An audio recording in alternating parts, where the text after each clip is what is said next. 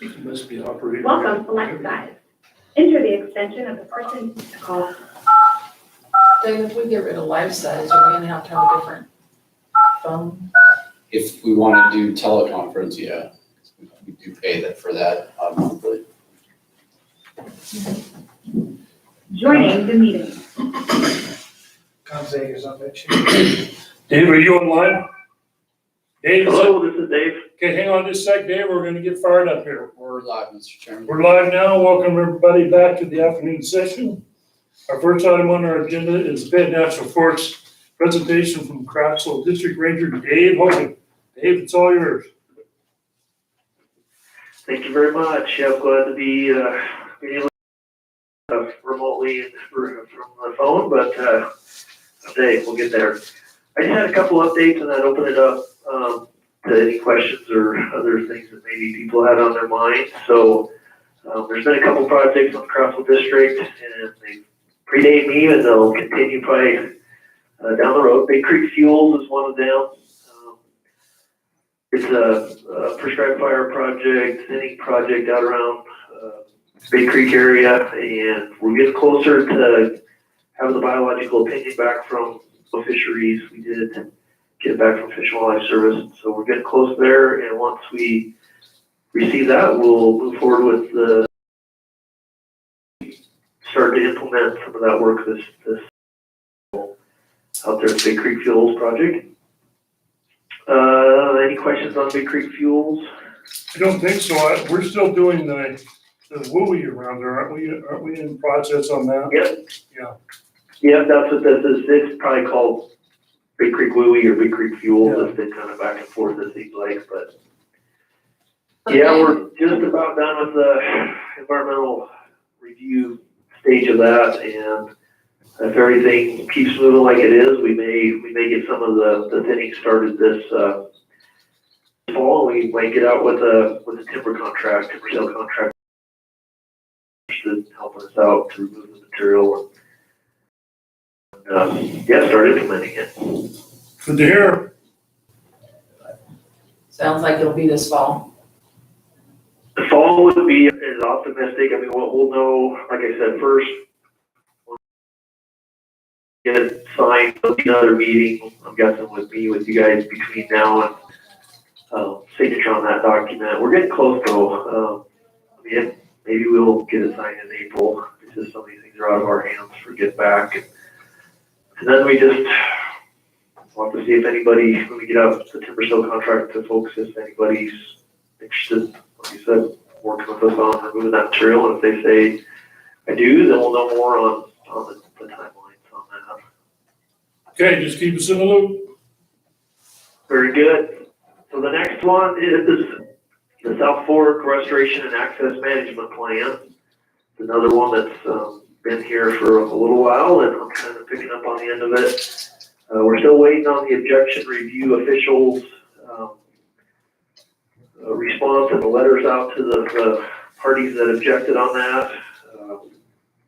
Hopefully we'll see it soon. We just had some change in leadership at the regional forester level, and due to that, they're doing a little bit of description in that letter of why it switched from one reviewing official to another, and that's just what it is. And hopefully we'll hear here shortly, and then we'll hopefully get a biology opinion back shortly. Also, that's due to us this spring, no later than June would be the latest, but hopefully this spring. After we get that piece of the puzzle, then hopefully sign a decision this year also. And probably less likely for implementation this summer, just because some of those activities are tied to contracts and we're going to miss those dates. There's maybe a few things that we'll do this summer, but most of it's going to start the next year. Dave, this is all. Can you tell us what were some of the objections? Yeah, they're all posted online. There was quite a few of them. There was some objections that were, in opposition, and then there were some people that were actually positive objections because they wanted to be at the table during the objections. So it's kind of both sides. There's people opposed to decommissioning of some of the maintenance level one or those closed roads out there, decommissioning them all the way, and then there's, others that are supportive of that, draft decision that was in that draft decision notice, that's the public. You know, and I forgot, As maybe far as, you could remind me, whatever happened with, Buckhorn? Did that end up going to a trail system? You know? I just have to get, is it L? Yeah, I'd have to look specifically, just because there's like 16 different activities out. There was 14 of them in the first decision, and then 2 of them got shaved off in that second, and I just have to look specifically and get back to you. And there hasn't been any final decisions on any of the 16 different themes of activities. That's what's still gonna get decided here, once we get our objection letter on decision number 2, and also the biological opinion on both decisions, and then we'll make the final decision, so.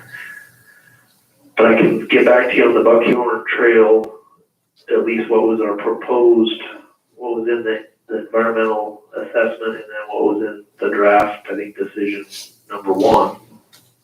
well, I know we talked about on the roadless commission about going on over the top through the needles and making that what do I want to say, a continuous route, motorized recreation trail.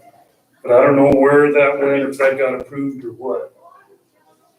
Okay, And then that's this okay, is- I can either email it back to you, or I could add it to next month when I get back to you guys, however was the best way to give you a follow-up.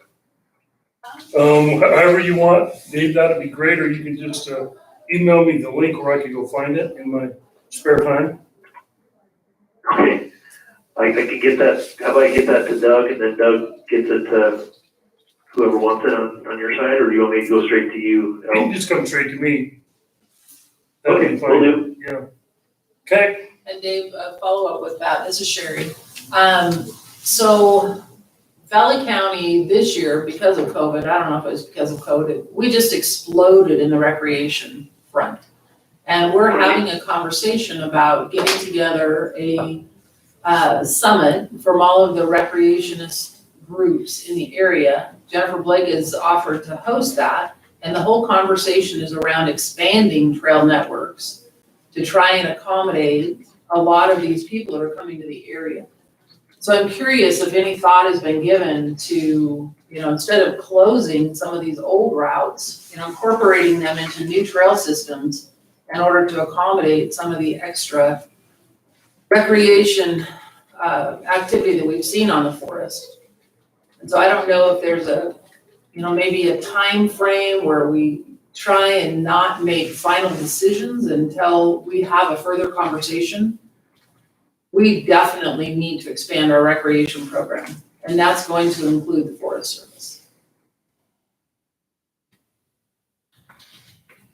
Yeah, and what I guess comes to mind, Western White especially, I've heard it here too, but last year was, everybody wanted to get out and get fresh air and get away from people, and my crystal ball says that's gonna continue again this summer. Yeah, because they all got campers. It's a And now they need a place to take Yeah, their or campers. Yeah, for sure. And yeah, whether or not they keep being campers, or, well, I guess we'll all have to see a year again out or something if that sticks. But I'd say in the short term, what we're doing is with the Great American Outdoors Act, the GAOA funding that started coming last year, is emphasizing infrastructure maintenance improvements on mostly our existing infrastructure, so improving campgrounds, fire rings, picnic tables, kiosks, the information boards. If there's deferred maintenance in the campgrounds themselves, that's getting much needed attention. Our trail system is getting those existing routes that are out there, more emphasis put in them to bring them back up to their standards. So that's really helped nationwide and here on the Payette too, for sure, to catch up on some of the deferred maintenance. And it's not really addressing what you're saying of building them bigger to account for what we saw last year and what we think is coming again into the future. But that's gonna be something, just bringing up our existing to the standard is gonna be still something that's been on our books for, a lot of decades to catch up. So that's a good first step, but the second step of how do we balance our system for who's coming here, that's definitely a work in progress of Forest Service and definitely here in Valley County and across the Fayette. Well, like I've been saying on the Boise Forest Coalition, that if we can't get the Forest Service in the state to help us build these recreation amenities, the public's gonna build them for us, and we're not gonna like where they put that trail. So I think it's important that we all consider this a higher priority than it is right now. We certainly talked about more campgrounds on the west side of Cascade Lake because, as you know, everything is booked already for this next summer. So there's a huge demand for it, and it's a big part of our economy. So any help you can give us would be great. Well, and that goes both ways, because the summit also can address, through the American Recovery Act, we are now receiving funding. And one of the areas that I have been told, there's no clarification on paper yet, but trail systems are a way that we can spend some of our COVID-related expenses. And so our trail network potentially could have some funding behind it, if Valley County can partner together with some of that, but we need some kind of a ongoing communication to discuss that, so. So when's this summit? When's that gonna happen? Jennifer Blake has offered to That's a good idea. be the facilitator on it. Dave and I talked about it last Monday again. I haven't had a chance to talk to Larry yet, but it is something that this summer we need to bring together. Simba, Citra, the county, the Forest Service, IDL, anybody that actually addresses recreation need. Snowmobile community. Yeah, I think that's the way to kind of get going in the right direction. Yeah, Larry, come to the mic, please. Larry Laxton, Valley County Parks and Rec. I just was hoping that you got an opportunity to look at the PFC's recommendation on roads and recreation.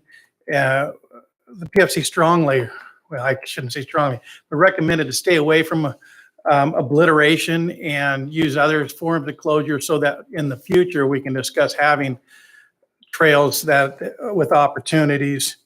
And the only other question, when you're talking about the big creek fuel, is that all stewardship or is there some commercial logging so funds can come back to the county?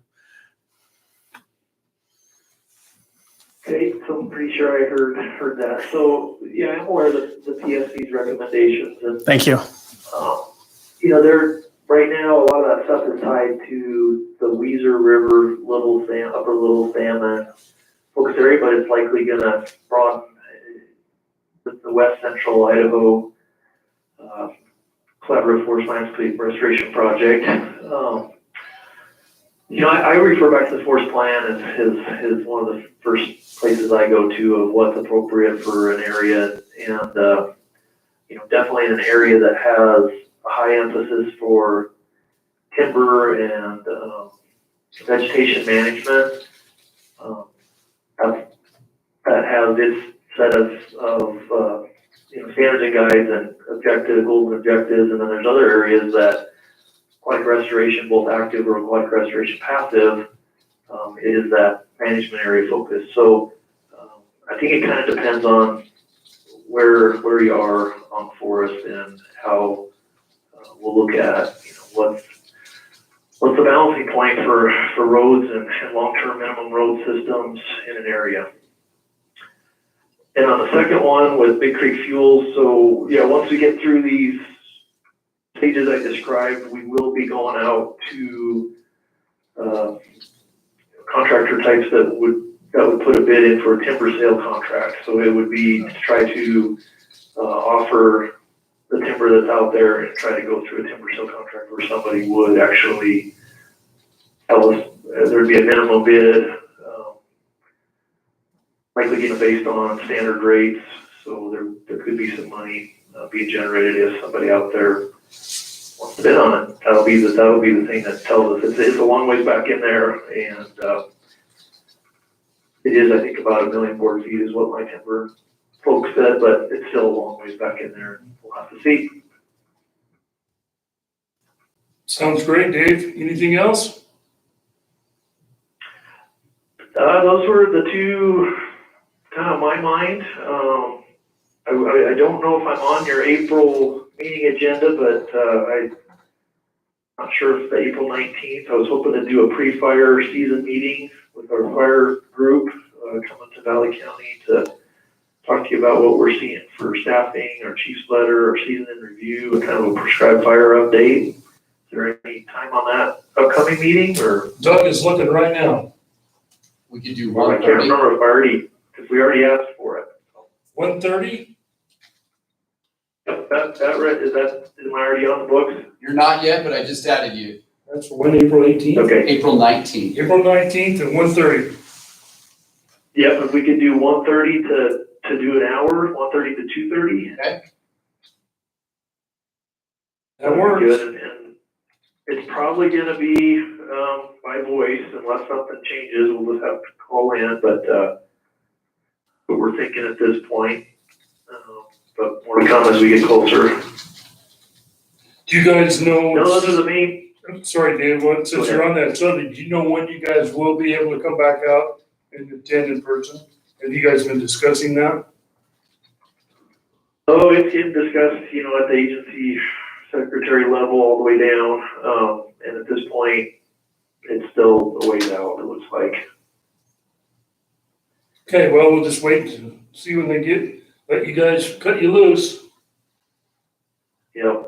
No, it's definitely on a lot of people's mind. We're definitely bumping up the chain regarding like our seasonal workforce, and our housing, to how we onboard employees that do our training, to who goes to in-person training versus who's doing virtual training.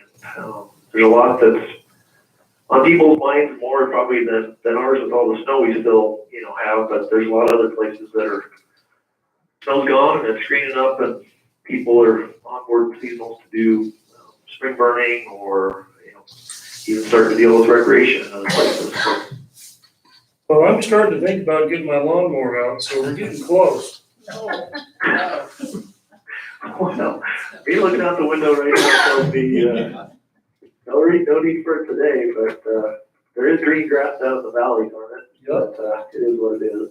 They're also going to have 110 degrees when we don't. So. Well, thanks for joining us and we'll see you back on the 19th. All right, sounds good. Appreciate All right. the opportunity to have a conversation. You bet. Have a good day. You too. Bye. All right. Did you see people are already complaining about prescribed burns? I got an email on people not wanting prescribed burns this year. Well, they do a lot of good, and they should be doing it right now, but it's either do it now or watch it all go in the fall at one time. Yeah. And we have 30 minutes until our next agenda item, or 10 minutes at 1:30. So if you need a break or whatever, we'll start back then at 1:30. Larry, how's it going at the parking lot? Dave said it was still just packed up there. Yes, what? Say it again? How's it going in the parking lots? Dave was up and said Frenzy Waltz was still just packed. It's filled with trailers that are being stored there. I've talked to the guys on the trail. Systems are holding up pretty good without us even grooming. It's, yeah. Danny was up at upper elevation. It was like 3/4. It wasn't full this weekend. And West Mountain had maybe two Well, trailers. Friday, when I was up there, and it was Right. like normal. It was getting better, less. The fun conversation we're about to have is a lot of the stuff that he's talking about is recommended wilderness, Needles area, some yellow pine, Elton knows this stuff, sea sash. And as I read what's going through the House right now, all that will become wilderness. And we won't be able to have any recreation on it. So that's, I love you bringing up that, because those ML roads are our only chance now of getting any more record. And we fought that in that lawsuit that the county filed for 8 years. We fought that with, on the Big Creek Yellow Pine and so far, we've lost everything. And the folks at Break Creek and Yellow Pine want it. Yeah, I mean, Yeah. everybody that's a local that lives there yes. wants them to stay open. There's no, we're gonna close them and tear them out anyway. It's like, what kind of service is this? And it was strange the way that happened, because we came to an agreement. And after the agreement, they came up, oh, well, we found all these ML1 roads. Do you guys ever come out of your office? Those ML, you drive by them every day. And most of those ML roads have actually no consequence to the watershed or anything. In fact, most of them are so grown over, you'd have a hard time seeing them. And now they're talking about going and obliterating them. That's 7 years of erosion into the river, rather than just let the Mother Nature take it over. It's just frustrating, but they get extra money for obliteration. So where's the motivation? So that's why a summit this summer is so critical, that we start good conversations with them.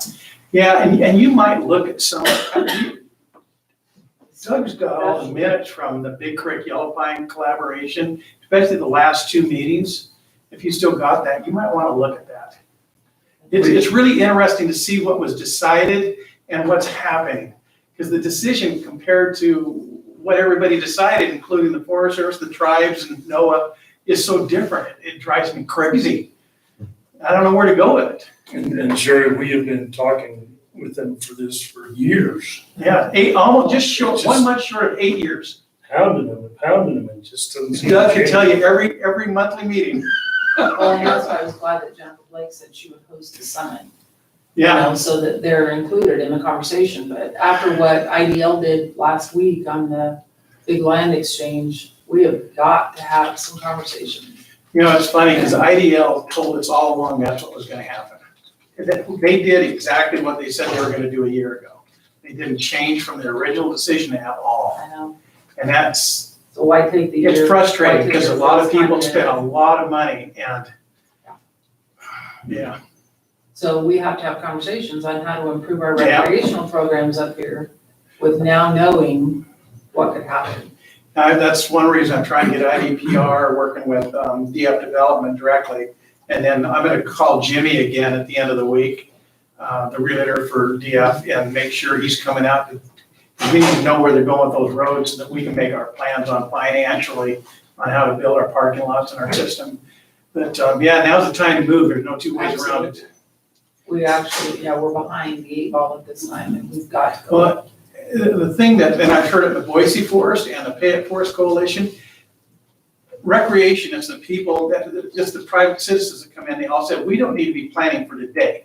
We need to be planning for 20 years down the road. The forest does not plan for anything in the future. Everything's about today. And as soon as they bring up the forest plan like he did, the conversation's over Every time, every time. well, forest plan. Yeah, When you gonna redo the forest plan? In the KS case, it was supposed to have been done 5 years ago. yes. And they just don't have staff to go back in and redo the plan. You know, I don't believe It's that. like, wait a minute, you can't have it both ways here. I think the issue is they lost that lawsuit over the travel plan, and they don't want to go back in over that because they know that they're gonna get sued again. If they change the travel plan, add anything, they'll get sued again, and then nothing will happen. But that's no reason not to. I know, Open it up and let's fix they it. work in fear. Why just delay it? Well, hopefully, this new gentleman will help us be successful in some things moving forward. Maybe the governor will Let's assert the Seventh Amendment, and we'll start managing those lands. That would be way too radical. The only time we can do that is if they're not. Then we have to request that they do, and then we Yeah. can go after them. Yes. They always have to have first option anyway, but, so as we work toward this, we need to try and come up with a good time this summer to have this conversation before it's too late. And we are receiving funding, so is every city. I know. And so anybody that's got, financial resources, we need to figure out how to collaboratively use these funds for the best use moving forward. So I would like to say late April, but I think it'd be better to say mid-May to end of May, because if we do, to do this, you gotta be able to go out and look at things. And so you need the snow off, you need the roads open and passable. So I would say late May, or middle to late May, probably our best shot. Maybe you can work with Dave, or I'll shoot him an email when he gets back. And how many groups are we gonna call? Everybody that has, Because once we're over in the Crassel district, you gotta bring in NOAA and the tribes. do they provide recreation programs? No, but they stop them. Well, this is a summit for all of the recreation groups to provide an amenity, and if we have to bring them in at the end of the day, that's great, I like that. but. That's a good plan. This is how we're going to, That's a much more optimistic approach. Thank you very much. I like that. I'm always optimistic until I'm not. You were saying something about the snow a couple weeks ago that wasn't very optimistic. Kind of like that saying, it is what it is till it isn't. Exactly. Exactly. And no more bringing up lawnmowers, please. Oh, man, that's my favorite thing to do anymore. Thanks, guys. You guys have fun out there. Oh, hey Larry, have you heard any more about, what was the group that's been meeting for like 5 years to discuss the wilderness that hasn't met? John, I'm sorry, I couldn't hear you. the group that was meeting with John, Robeson? Robinson, Idaho Conservation Lake, The group that was discussing wilderness. There was a whole plan and Oh, we can't meet because of COVID. there's always Zoom. So it's just set off. I'm pretty much glad it is set off right now because we were going nowhere with it. I thought there was lots of progress being made. People were finally talking and now they've had. We were- all their discussions. We were talking, but what we were coming up with was in the long run was gonna, because again, all that section is recommended wilderness. Now we gotta see what the administration's plan is on that. And from what That's I've why I read, think the voices from below need to be heard because Yeah. we can go, some kind of a recreation instead of wilderness. That's important. as soon as we can meet again, of course, that's Why up not to, Zoom? There's Zoom. I mean, everybody's doing Zoom calls. yeah. well, here a while back, the single track, the mountain bikers wanted to be able to use the wilderness and get Yes. allowed in there, and they absolutely said, no, it's Oh, a it machine, wasn't- you can't go in there. It wasn't So just, the only way no. to use wilderness is on foot or on a horseback. Exactly, and we have enough of that in Idaho. 5 million acres, and that's not counting all the other road lists and We have to fight for our area around us. And Well, I if hear we're that. not even meeting, Yeah. we're not fighting. well, So, there's some of us that are pretty strong, but you're right, we need to get, I like this idea of just having the recommendation from the recreation community make comments and leave the other guys out at this point. Because once you bring the naysayers in, everything starts, oh, what the heck, you just stop. So don't bring them I'm in. looking for solutions Yeah. on our side on what we would like to see in the future, the long-term plan. I need answers from DF Development quickly. Okay. Someone's working on that, I think that's supposed to happen here pretty quick. Yeah, he told me we're about a week away. I just wanted to remind him. Okay. Well, That's- if he wants to get together with us, let us know. Yeah, that's what he's gonna come out. Good. Yeah. All right, guys. Okay, we're gonna move on down to our agenda. We gonna do the budget? Here. That through that door right there is where my office. Yes, sir. That's the next matter on the agenda. Next item is an action item to set the Valley County FY 22 budget hearing. Mr. Chairman, Commissioner Mopin, as we do every year, the commissioners have to set the public hearing date for the general public to be able to come and take a look at and review the Valley County budget. We are proposing August 23rd at 1 p.m. We usually like to set that for an hour. It doesn't necessarily always take an hour, but we do want to have ample time for the general public to make comments regarding the proposed budget for fiscal year 2022. And everything has to be in and done by the 1st of September. We have to approve the budget. I believe it's the third Monday in September. There's Labor Day. So I already have that on the calendar, so was that the same day that Gabe's doing? Was that? For what day? August 23rd. I don't know why I already have You know what? I think you're right. Gabe wanted to do the tax deed sale. So we could push this to 1:30 then. Well, would be my recommendation. That could be, yeah, Maybe we should have the budget hearing first, and so everybody has a sooner wait to go through that. whatever the commissioners are inclined to do, we just have I'll say to, 1 o'clock, okay? and then we can have the option after. If you, yeah, Okay? just need a motion for that. I'll make the motion then that we set the fiscal year 22 budget hearing for August 23rd at 1 PM. I'll second. Moved in second, all in favor, please say aye. Aye. Aye, motion carries. Now, at this time, I'm going to recess as the Valley County Commissioner Board and reconvene as the Valley County EMS Board. And this is also an action item. We need to set the Valley County EMS District fiscal year 22 budget hearing. Mr. Chairman, Commissioner Mopin, the same thing is, now as the Valley County EMS Board, we need to set, or the commissioners need to set the public hearing for the Valley County EMS budget. Usually we do it right after the Valley County presentation. Again, I would recommend that the commissioners do the same. 2 o'clock. 2 o'clock would be great. So I'll make the motion that we have the fiscal year 2022 EMS budget hearing August 23rd at 2 PM. Second. Moved in second, all in favor, please say aye. Aye. Aye, motion carries. You need to buy us another hat, so we can put on another hat. While you're doing the Valley County EMS, yes. So at this time, we will recess out of the EMS, Actually adjourn. adjourn. Yep. Very good. And come back into our county, regular county, meeting. Thank you. Wow, it just was weird. I just felt like we were on a whole different board for a second.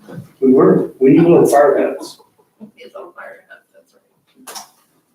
Well, see, the EMS guys, they're still in the process on that study to look at impact fees, and then also, and I think I texted you, Doug, this, St. Luke's has approached us to provide air and ground service in times when we need them, when we're no cost to us, just basically gives them the right to come up and do that.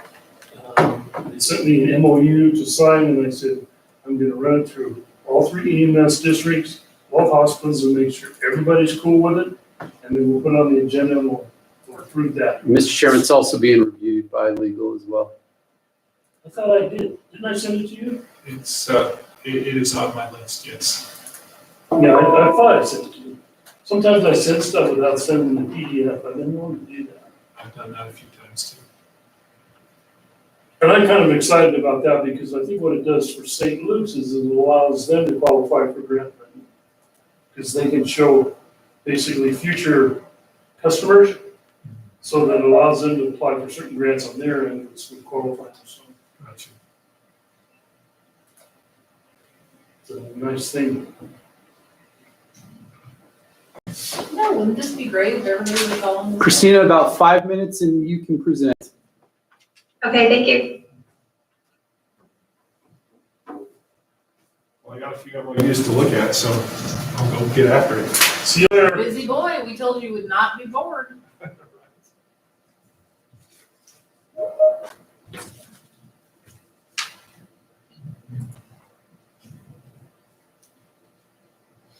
And Christina, our grant writer, Mary Rosen, is also joining us, just to let you know, as well as the commissioners. Great. Perfect. Can you see the commissioners okay? Yes, Okay. I can. Hello. Hello. We got about 5 minutes, Christine, and then we'll get right at it. Okay, perfect. Hi, everyone. Can you hear me? Hi, Mary. This is Mary Rosen. We can hear you. Can you hear us? I can. Yes.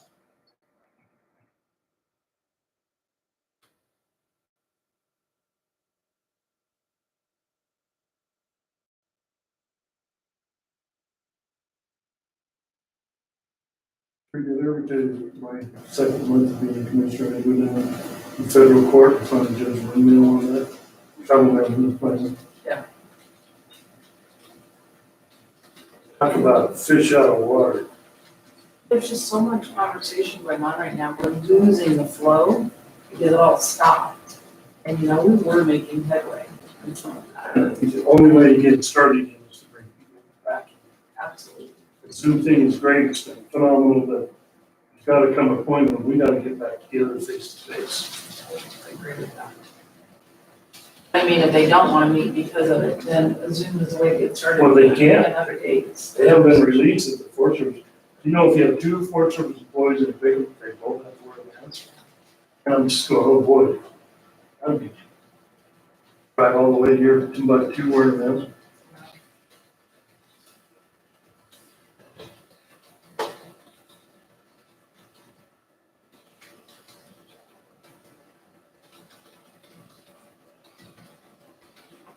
You were the clerk was way cool with the commissioner.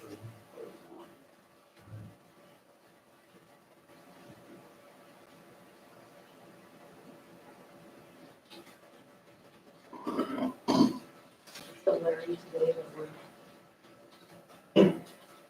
And what is work? No, I don't know. I was gonna ask Pat, but then it didn't. I forgot. She sent it to us. I think it is Larry.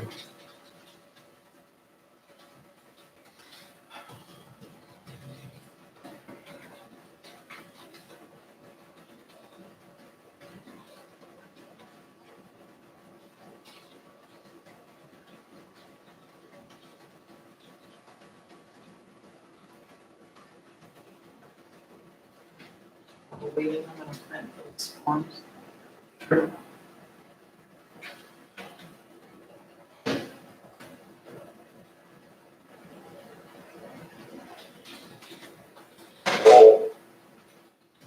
I need to turn this form on. I don't think he was joined by the phone. but- So Yeah. I don't know that it's on. That has been doing that now for the last 2 weeks. I told Jeremy about it. He said he would come in and see if we could figure out what's going on. Something's stuck. Which phone is it, do we know? I don't know. I suspect it's the one with the handle on it, but, so he said he'd sneak up here when he had a second and try and figure out what's going on, because it does that. All the time, huh? Times a day.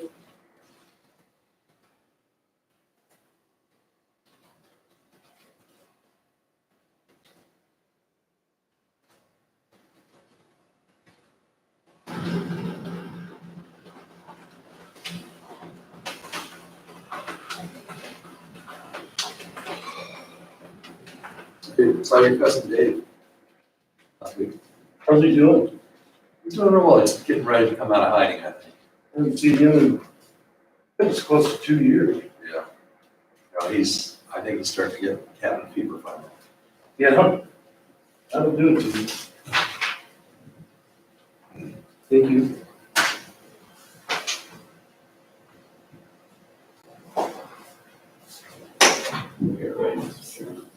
Okay, our next agenda item is discussion or presentation on the Yellow Pine Water Treatment Facility from Mountain Waterworks. Christina, are you on? I am. Can you hear me? Yeah, we can hear you, but we can't see you. That's because she. I know Oh. you're sharing your screen. Okay, so you can see my screen okay? Yep, we're good. Okay, perfect.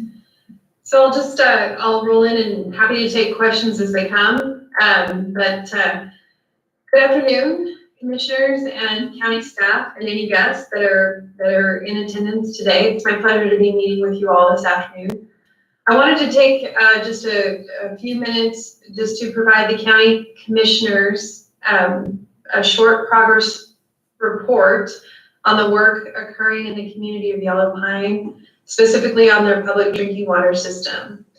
And I also want to just kind of go over there's a short list of immediate and short-term action items that we could use the county's deliberation and assistance on. So we'll just kind of roll through this.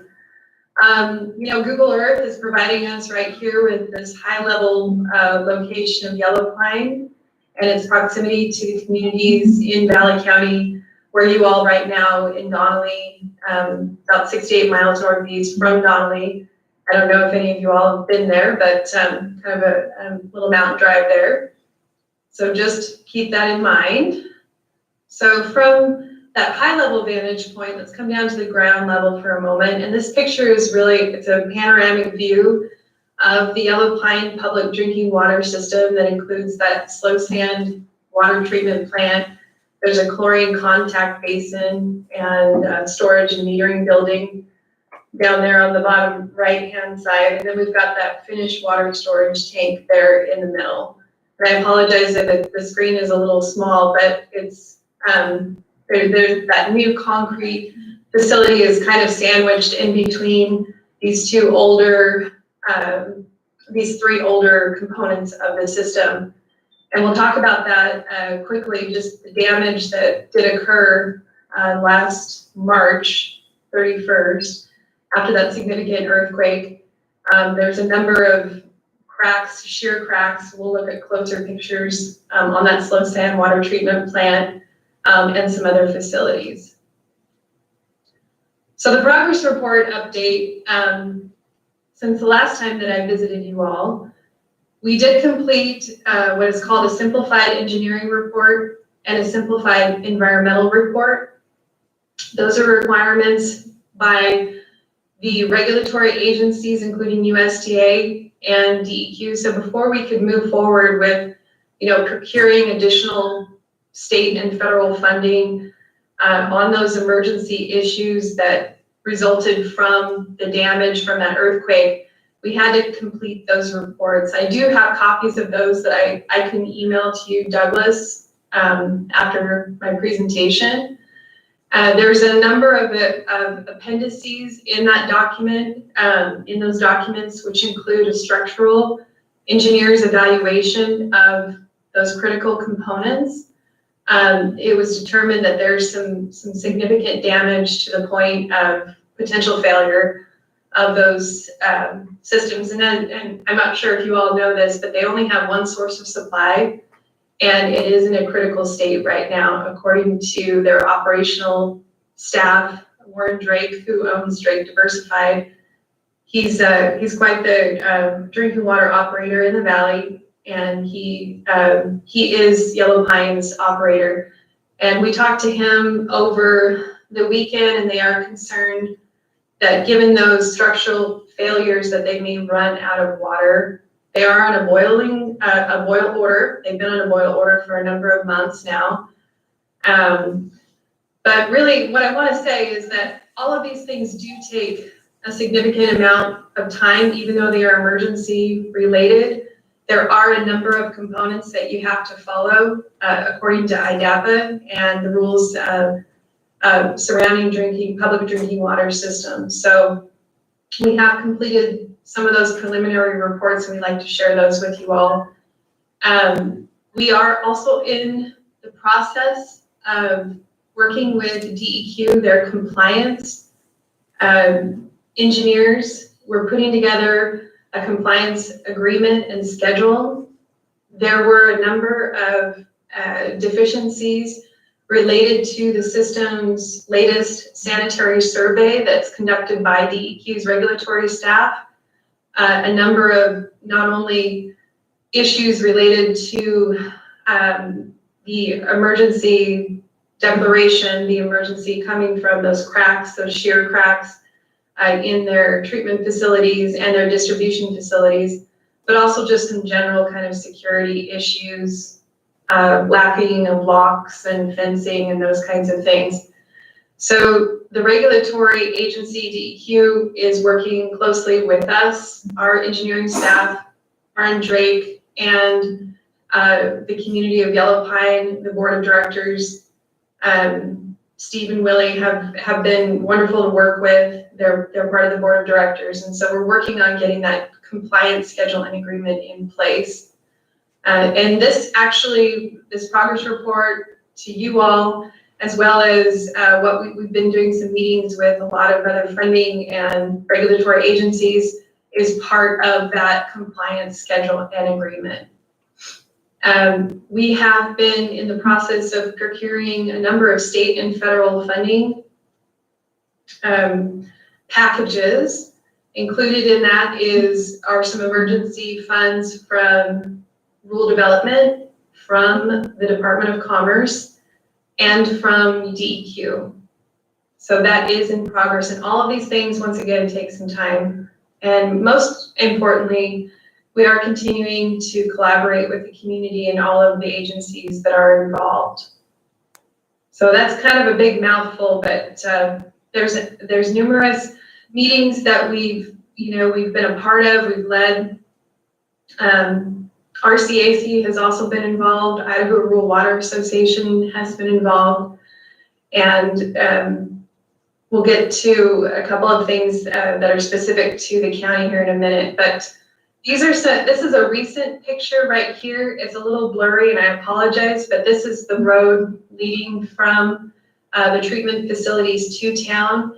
And as you can see here on the left-hand side, it looks like it's melting snow, but really what that is quite a lot of potable drinking water that is actually coming up from the underground distribution transmission mains that are right underneath the roadway.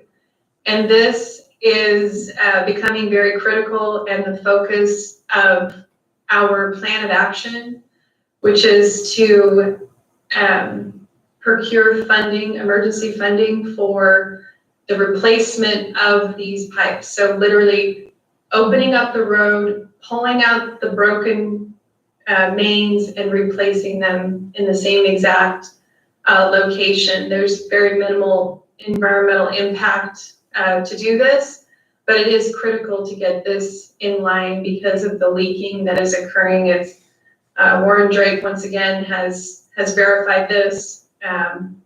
It's literally just pouring out of drinking water on, it's percolating up to the roadway. So we're very concerned about that. These pictures were taken last summer. I think I shared these with you all the last time I visited you. These are a couple of the vertical stress fractures that are on the back of that slow sand filter that's right up against the mountainside.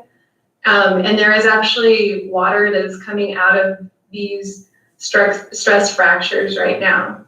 So once again, very concerning. This is the front side of that same building. There is, as you can probably imagine, because of the leaking from the mains, there's also leaking coming from this building here, but there's excessive production that's happening right now due to those leaking water mains. And they've been recording, the operational staff, Warren Drake, has been recording significant amount of water that is just being produced and putting additional stress on the system itself. And we're very worried about the structural integrity as well as the inner workings of that facility. So we had a great discussion on Friday, so just 3 days ago, with Dennis Porter, who runs the Department of Commerce, the Grant and Loans Division there. We also talked with Tony Tenney, who works there with Dennis. They are on board with supporting the Yellow Pine community with what they call imminent threat and post-disaster funding. There's an availability of between $100,000 to $150,000 for that emergency funding. So what is needed next is that because Yellow Pine is not a city and not a county, as you all know, they have to have the support of Valley County as the supporter and the submitter of the emergency application. So what is needed is a letter of intent, which is a one-page document, and I did draft that for you. And basically what Dennis needs to know from the county is whether the county is interested in supporting this.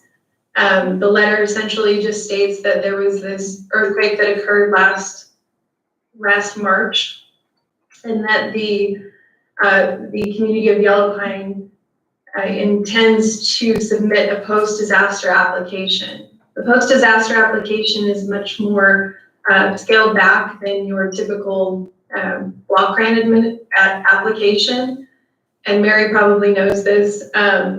but we are willing to help support pulling that application together. Dennis is saying that he is wanting to fund this. He has money to fund this. This fiscal year, the fiscal year for them ends June 30th. So they do have the money to help support this. Rural Development is bringing about $150,000 to this emergency, and DEQ is bringing between 100 to 150, and we're still working out those details for this. And this specifically is to, once again, replace those transmission mains, some of which you saw in that roadway with that money. And really the intention of our engineers is to get in, hire the right contractor. The snow's got to melt, obviously, but we'll design here in the spring, and then we will get into construction this summer and get those mains back in place. There is an issue, as you all know, with that GEM grant that the Valley County Commissioners also supported. Those monies have to be spent by May 31st of this year. So Dennis is working with Jerry Miller at the Department of Commerce to see if there's a way to roll those monies into this emergency effort, or if we just need to send those monies back. Because those monies are very specific to the scope that was originally developed to procure that GEM grant. And some of those things are related to the facilities that they do need some assistance. They do need to be shored up. But really, it's the thought of all of the engineers in the regulatory agencies, as well as our firm. We're all in agreement that to do that work would essentially be, it would not bring the system back to a sustainable online system. It would not shore any of those problems up without getting the mains taken care of first, and then going back to those facilities that you saw and getting those shored up as well. So we have a number of action items that we have to do just from a regulatory standpoint. But what I'm asking today is the support of Valley County to possibly obtain a motion to review the letter and to execute that letter. Dennis Porter does need that letter by March 31st. And then the application, once again, is due by April 30th. And we are willing as a firm to provide that assistance to Mary, to the county commissioners, to put that together. And really, it is a lot of, because it's emergency and it's wholly dependent upon a lot of the work that we've already done already with our analysis, the structural engineers analysis, the water engineers analysis, and those kinds of things. It is heavily relying on, that application is heavily relying on technical documentation that our firm has to supply. So it was that was a little brief update, and I stand for questions by the commissioners. Well, Christina, that was awesome. Thank you. Am I incorrect or correct in stating that in order to spend the GEM grant funds, you're going to use that on the water line now before you lose that money, or is that all that's going to be funded through DEQ and through the, what's the word I'm looking at? The rural development. I mean, what are we going to get for this grant? Exactly. Is this going to do just the water lines, or is it going to do the whole thing? It will only be the water lines. We are scaling back. We've got to deal with the water lines. And so DEQ, USDA, and Commerce can bring emergency money to the table to help essentially replace those water lines.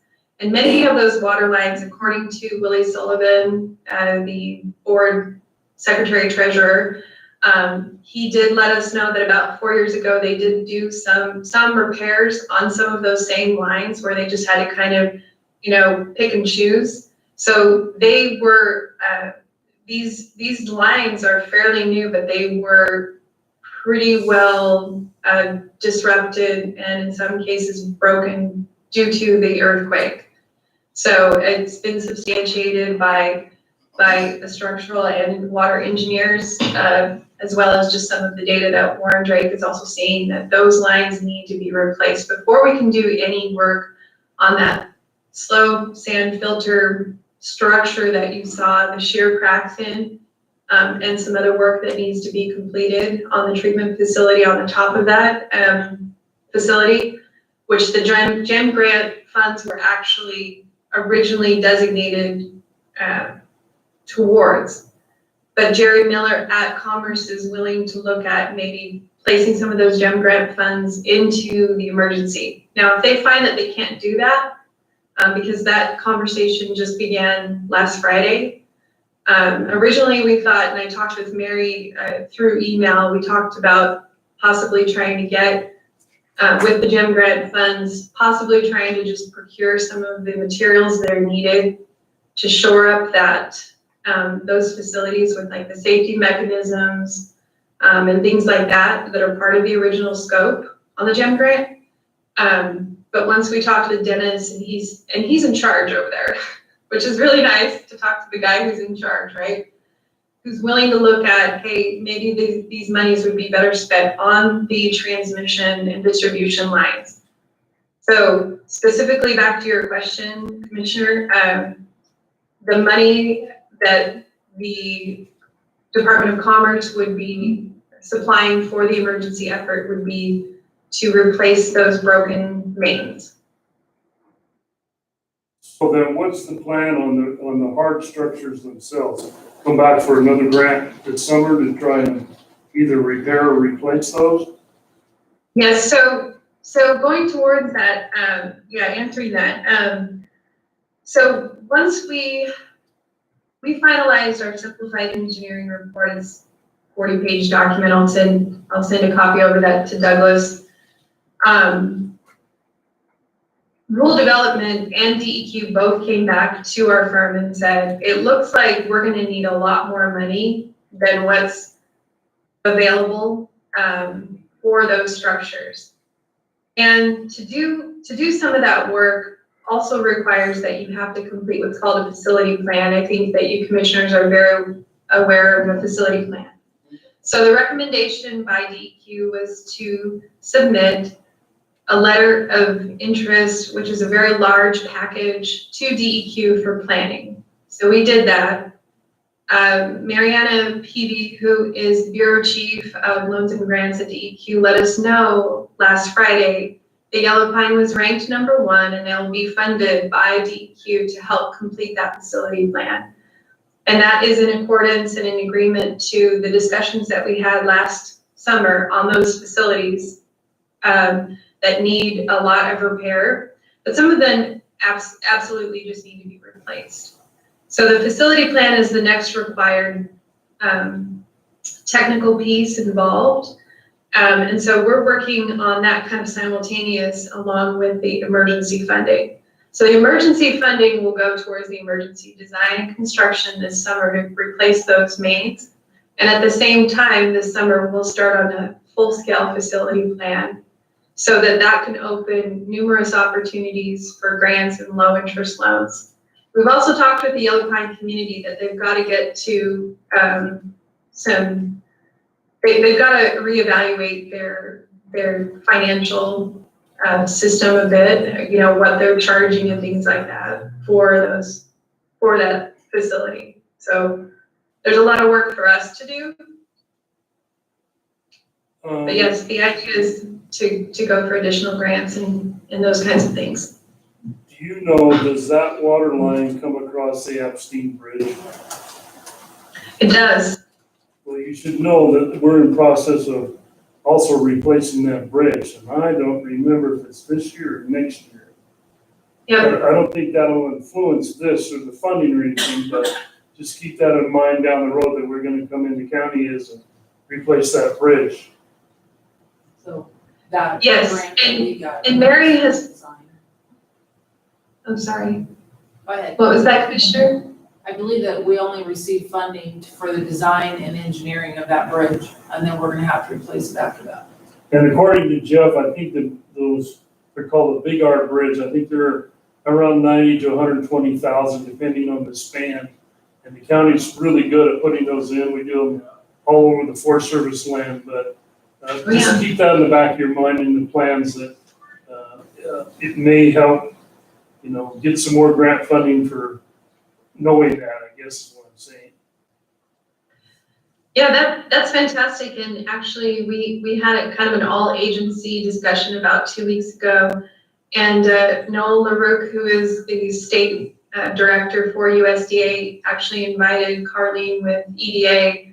And she was talking about that bridge and talking about how even EDA, the Economic Development Agency, kind of like a larger offshoot of Commerce, that they're interested in maybe looking at helping to fund future work in Yellow Pine in relationship to that bridge, which is in relationship to, it sounds like there's a mine that may be going in up there and some other potential economic opportunities for the county and for its residents. So there may be some collaboration there with many agencies. And Mary actually put an email together with the engineers who are helping to work on that bridge. We've been playing phone tag. And so we definitely want to collaborate with those engineers who are working on the design, the engineering and the environmental work. We definitely will do that. Yeah, Parametrics Engineering out of Boise. There you go. I couldn't remember the name, Mary. But yes, we will, we definitely, we're all about collaboration and it makes the most sense. It does not make sense to, for each of us to all be in black boxes. And so. No, and Mary, that's my question to you. Had you already been in contact with Carlene from the EDA on that bridge? I mean, haven't we already done Yes, some pre-work on that? So the plan is that once we get the statement of work finished with Parametrics and you guys have that documentation in front of you and we get all those decisions made, then after that, I will start on the application for the actual construction of the bridge through EDA.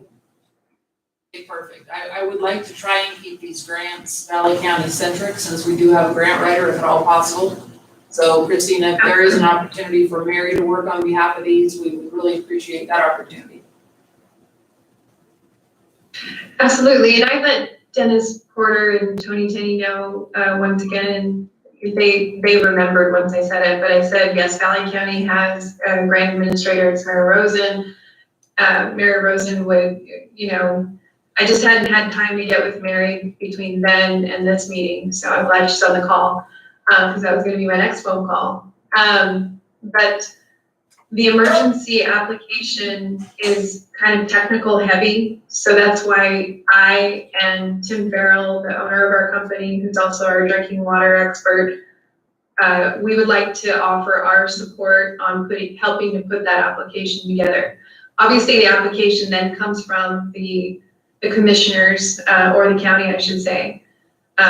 So our information will essentially be, here's the emergency, here are the issues involved, here's the seismic activity, we've got all this data and all of these types of things. Here's the structural report, here's the whole thing, here's the whole enchilada, essentially. We want to support Mary on that. Thank you. Thank you very much. And when is that application due? Just So as soon as Dennis, we get it to him? yep, he'd like the full application before the end of April if possible, but he does need that letter of intent, it's called. It's a one-page, I drafted it up. I fired it off to Douglas earlier this morning. I know Yeah, nobody. I got a copy of it. And that's the end of March. Yeah, that has to be to Dennis by the end of March, which is what, next Wednesday? Right. Christina, could you send that document to me in Word? I will, yes, Thank you. because it will need to be on your letterhead, yes. Christina, this is Commissioner Hasbrook again. Just so everybody knows, the last time there was work done on that water treatment plant, the cement trucks were not allowed to cross Epstein Bridge because of a weight limit. And so it made the project almost twice as expensive. So just keep that in mind. Maybe you already know this, but that was one of the big holdups on going back in there with a load of concrete was that bridge. Okay. Okay? No, that's duly noted. And then we do have the letter, I have it here, so we will go ahead and try and get that approved today and signed. And Doug will get it going your way.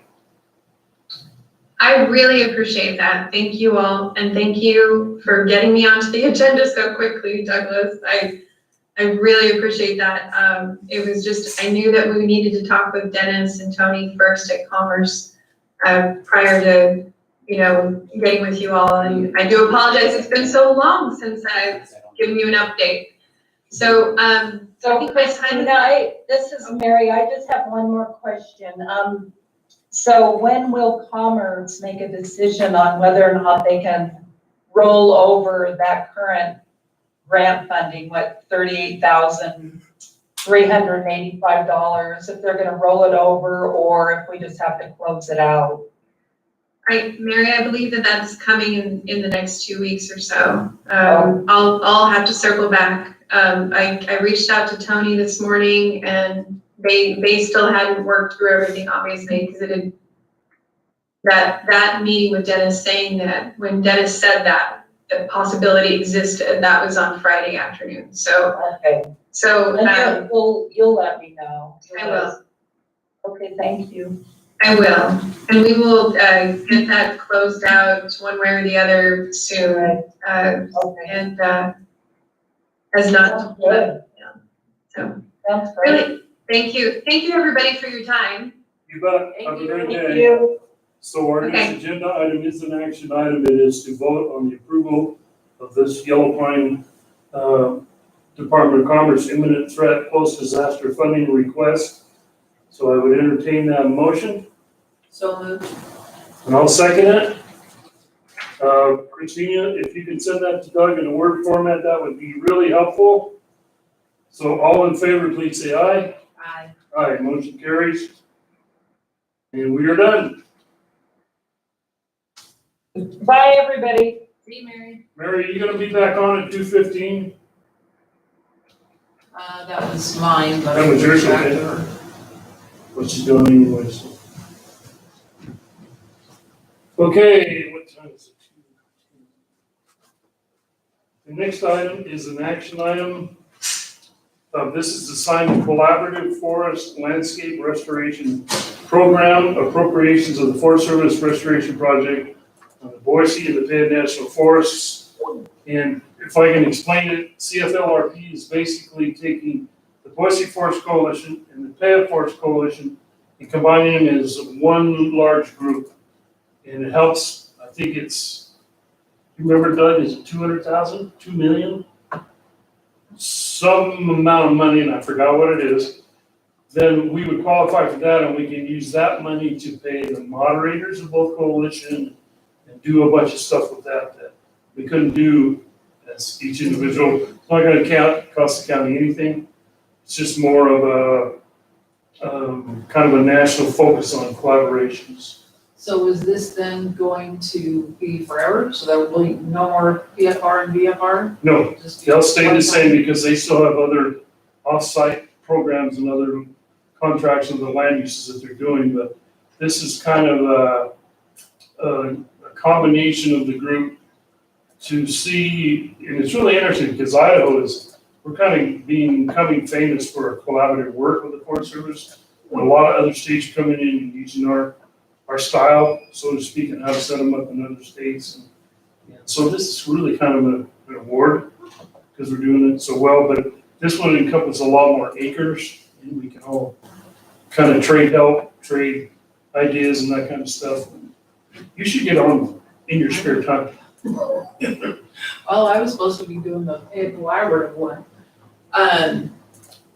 So I have no problem with this at all. Does this in any way function like a WAG? I mean, our WAG's not in place yet. So, No, we have, the collaborations are recreation, environmental, loggers, sawmill owners, landowners, private timber landowners. And we all get with the Forest Service and basically we say, we have a bug kill up in Sage, Tussing Muck, and we think you guys need to go in there and do this. And they'll say, okay, and then they come out, they go back and they look and they say, okay, well, we're gonna need to go up this draw, we're gonna need to fix this road or obliterate this road, we need to fix this stream crossing. It's gonna be this many acres, they get the detail. We just kind of send them which direction they want. And then they'll come to us with things that they want to do, like the Lost Horse Program, which is a project which is up above, the YMCA camp out here, another big bug kill, there's a more bug kill at Clear Creek, that they want us, we want your support, because we want to do this too as well.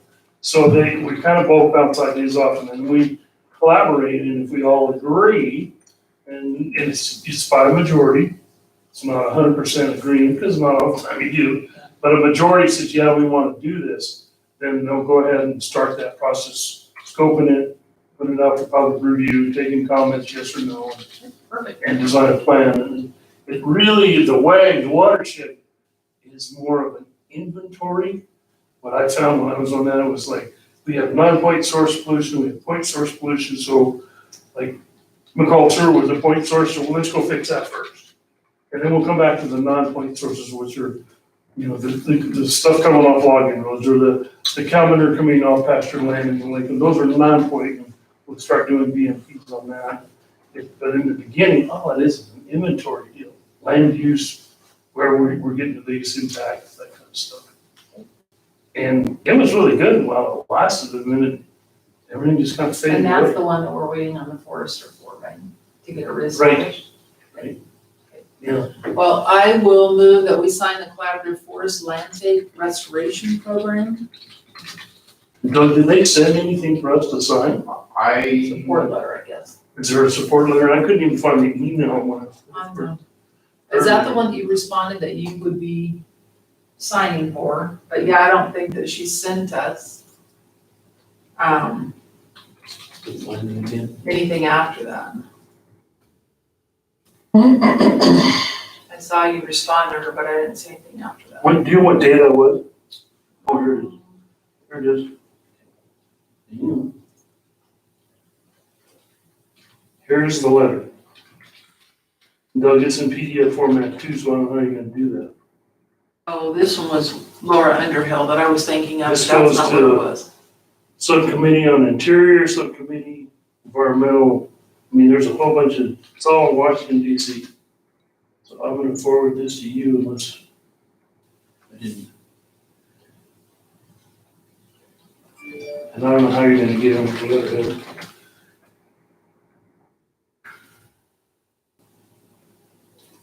And this is called CFLRP. I just found that road easement for Boulder Lake too. Does that need to go on an agenda? I don't think we're in any hurry on that. I think we actually need to talk about that. So you'll have it, you can give maybe Amanda or somebody down there to print it out. I don't know how you can do it. That's what they want signed. We can, Mr. Chairman, we can have the commissioner sign this letter, but it's gonna be, That's okay too, it doesn't have to be a county letterhead, does it? I don't know. I can copy all this and put it on the Word, Mr. Chairman, we'll get it figured out. Oh, good, okay. So you made the motion, I'll second it. Any more discussion? Floyd, you got any questions? No. All in favor, please say aye. Aye, motion carries. Let me know if I'm going too fast. You bet. Let me know when you're ready.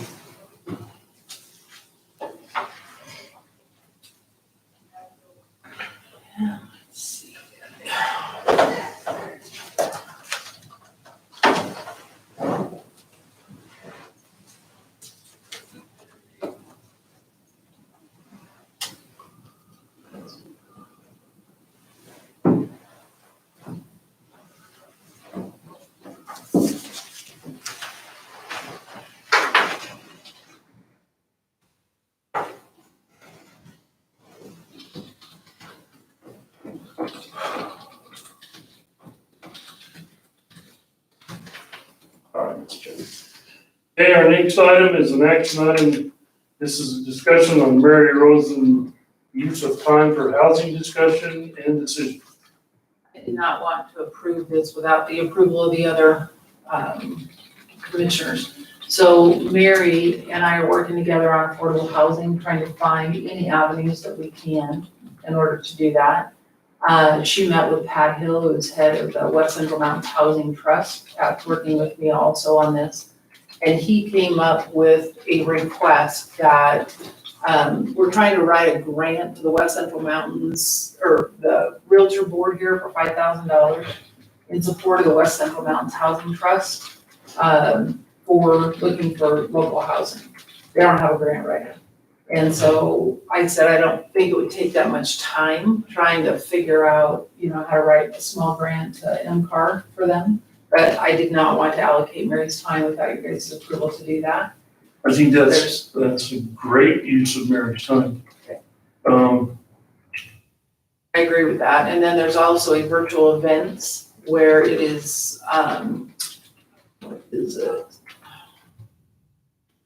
HF Live, but it all has to do with affordable housing through the Affordable Housing Finance Group. And so I thought it would be appropriate for her to go ahead and sit in on that also. But I just want to make sure that as we allocate her time to outside organizations, we're very careful, and that with the agreement of all three of us that, that we recognize what she's working on and that it is important to Valley County and it's one of our top priorities. And housing is to me. So.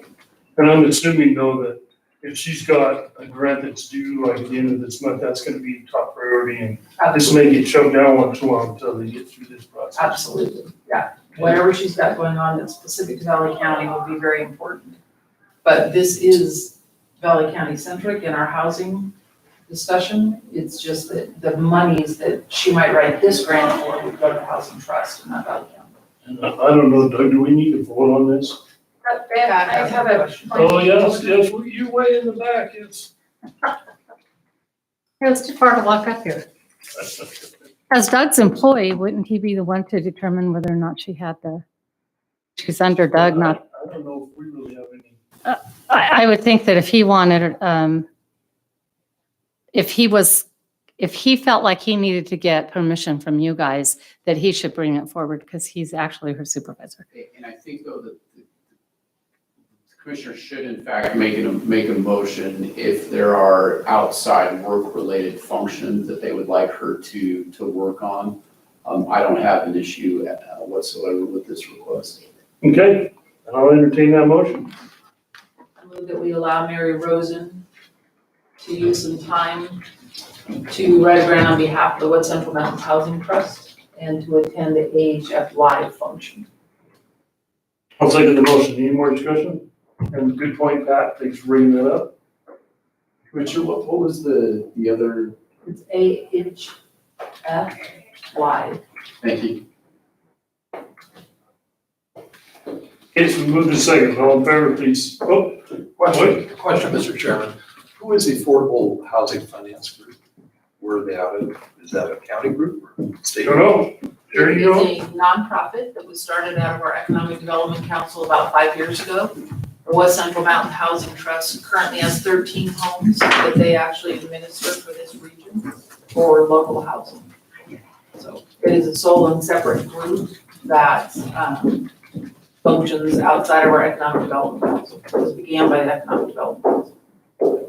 So it's a state organization? It is not, it's a nonprofit, Nonprofit, LLC, but based in Idaho, based in Valley County. Valley County. Yeah, it is in Valley County, and well, West Central Mountains, we included New Meadows.